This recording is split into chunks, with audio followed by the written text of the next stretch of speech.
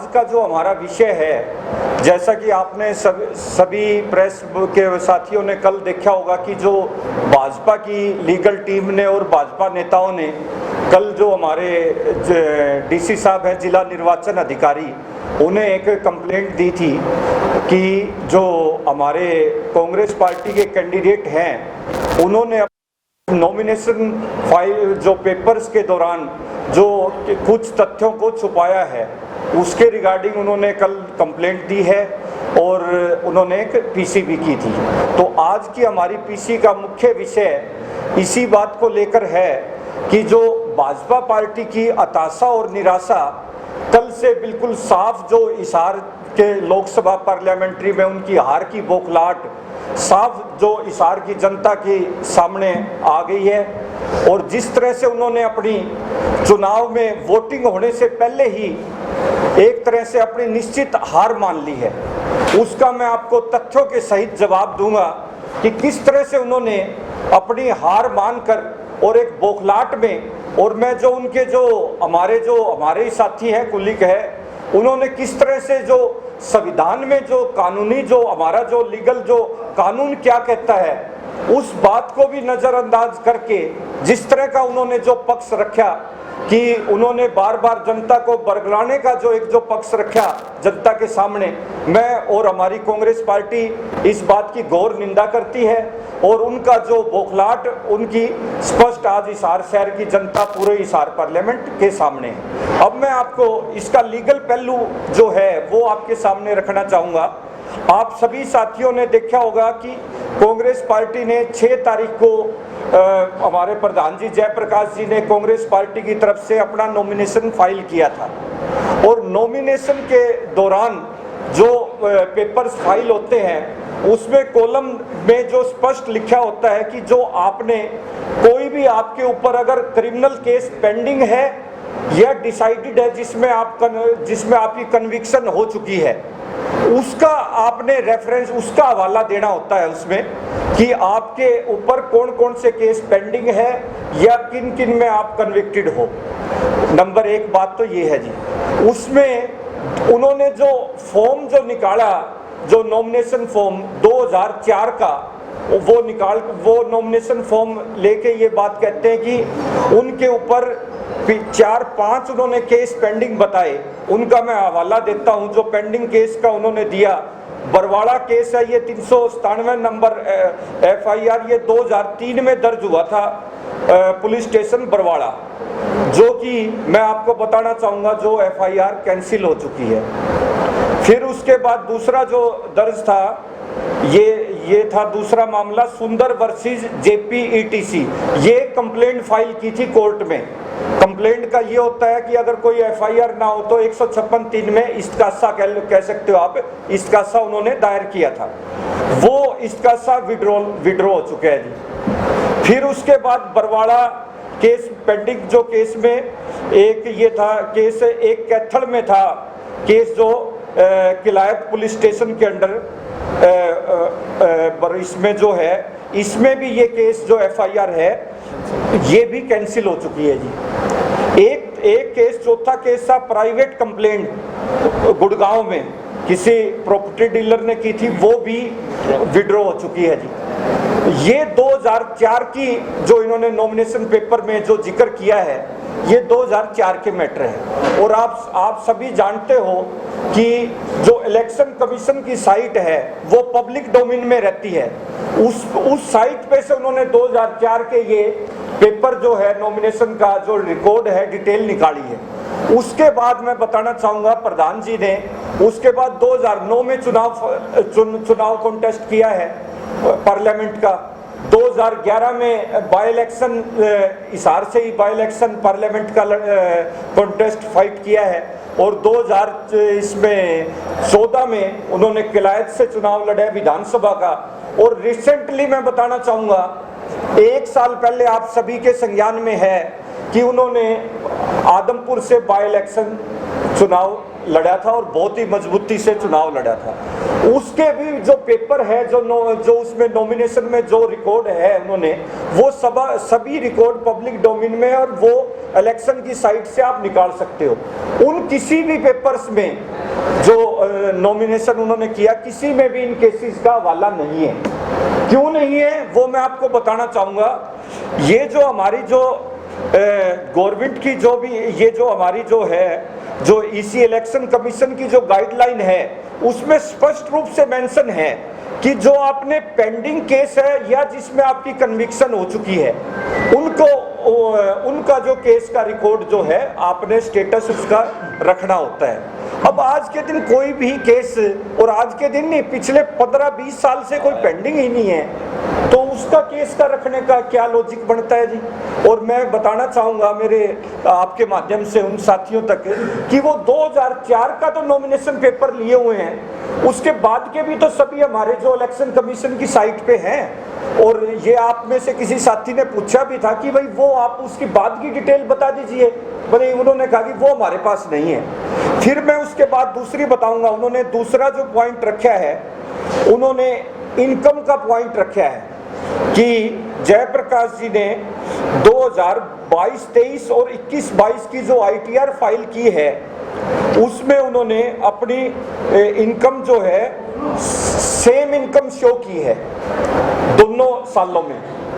तो ये भी जो मैटर है, सेम इनकम भी हो सकती है, ऐसा कोई रूल या गाइडलाइन नहीं है कि ITR में बिल्कुल सेम नहीं हो सकती। और वो भी जो उसका पक्ष रहता है ITR का, वो भी सारा वेरीफाई है। और जो IT डिपार्टमेंट है, इनकम टैक्स डिपार्टमेंट, वो वेरीफाई करता है और अगर उन्हें कहीं भी कोई ऑब्जेक्शन लगता है तो वो नोटिस देता है। तो वो मामला बिल्कुल क्लियर हो गया है।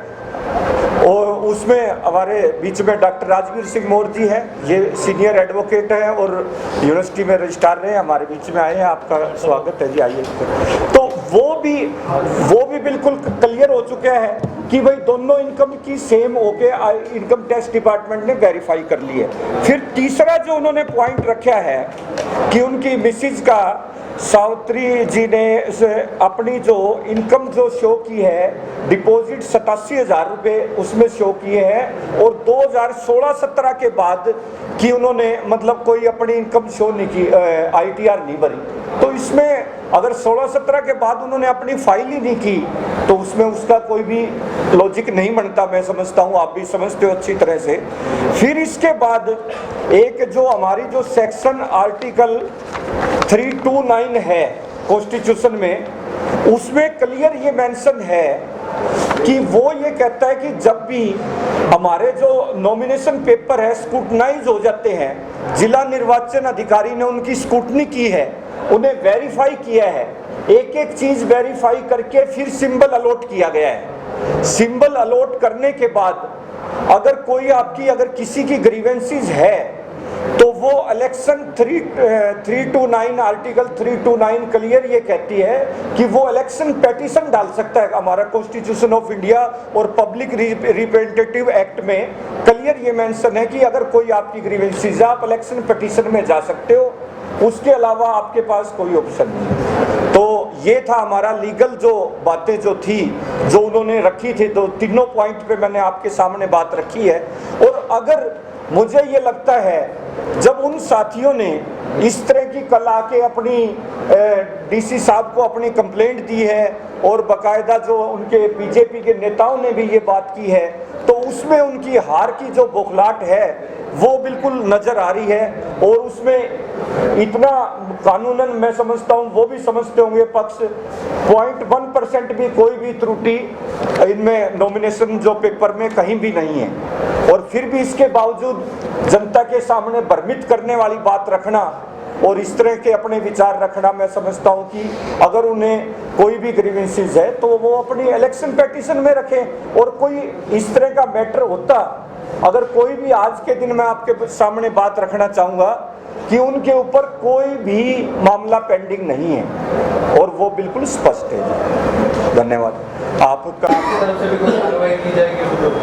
नहीं, बिल्कुल। अगर हमें इस तरह का, क्योंकि बिल्कुल जो हमने ये सारा जो मामला उनका कल देखा है, जो मैंने उनकी कंप्लेंट भी पढ़ी है, तो अगर इस तरह का लगेगा तो बिल्कुल हम जो डेफेमेशन का केस भी उनके ऊपर दायर करेंगे। जो हमारी लीगल टीम है, हाई कोर्ट में भी हमारी टीम है, KC भाटिया जी इसका जो हाई कोर्ट में चेयरमैन है इसके लीगल सेल के, तो उनसे भी मेरी बात हुई है, क्योंकि सही आपने सवाल पूछा, क्योंकि इस पूरे मामले में सिर्फ कहीं ना कहीं उनकी एक बौखलाहट नजर आ रही है। कोई भी लीगल ऐसा पहलू नहीं है उनकी। उन्होंने चुनाव में वोटिंग से पहले अपनी हार मान ली है। एक ये बात भी बिल्कुल स्पष्ट है कि मैं समझता हूं कि उन्होंने अपनी निश्चित हार को देखकर एक इस तरह का जो सहारा लेने का प्रयास किया है कि कहीं ना कहीं वो चुनाव को, मैं समझता हूं कि उनकी मंशा ये होगी कोई पोस्टपोन हो जाए या कोई ना कोई, मैं समझता हूं कि उनके माइंड में इस तरह का मैटर होगा कि उन्होंने अपना ये जरूर देख लिया है कि आप हार रहे हो तो इस तरह के उच्च हथकंडे जो लीगल बात रखनी चाहिए एक जनता के सामने भी, और मैं समझता हूं कि इस तरह का पक्ष रखना बिल्कुल गलत है।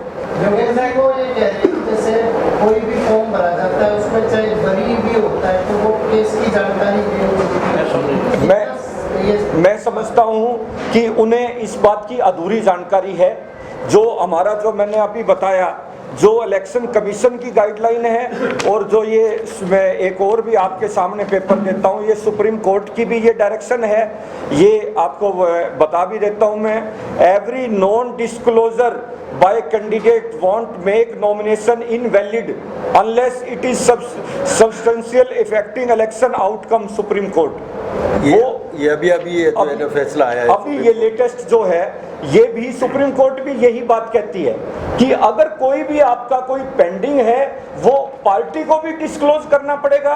आपके कैंडिडेट पे कितने मामले हैं, कितने आपका पेंडिंग चल रहे हैं, लेकिन जो डिस्पोज ऑफ हो चुके हैं उनका कहीं भी इस तरह का नहीं है कि आपने शो करने होंगे। उसके बाद के तो 6-7 नॉमिनेशन और हो चुके।